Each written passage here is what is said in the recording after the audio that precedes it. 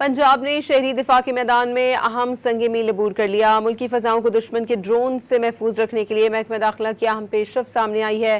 Punjab civil defence को जदीद anti drone guns फराहम कर दी गई। एंटी ड्रोन गन EMG 150 दुश्मन के किसी भी ड्रोन को बासानी फ़ज़ा में नाकारा बना सकती है। एंटी ड्रोन गन 2 से 3 किलोमीटर की रेंज में दुश्मन के ड्रोन को जैम करने की गिराने की सलाहियत रखती है। महकमा दाखिला पंजाब भर में सिविल डिफेंस को एंटी ड्रोन गन्स फराहम करेगा। सेक्रेटरी दाखिला पंजाब का कहना था कि सिविल डिफेंस की bomb disposal and anti drone squad की NRTC से तरबियत करवाई जा रही है और पहले anti drone gun pilot project के तौर पर रावलपिंडी डिवीजन के हवाले की गई। एंटी ड्रोन गन GPS समेत दीगर सिग्नल्स जैम्स करने की सलाहियत रखती है।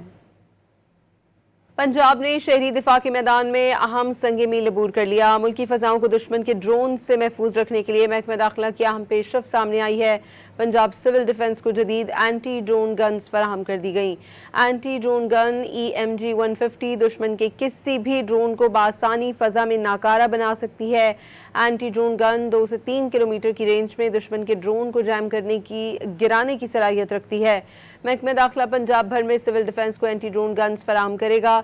सेक्रेटरी दाखिला पंजाब का कहना था कि सिविल डिफेंस की bomb disposal and anti drone squad की NRTC से तरबियत करवाई जा रही है और पहले anti drone gun pilot project के तौर पर रावलपिंडी डिवीजन के हवाले की गई।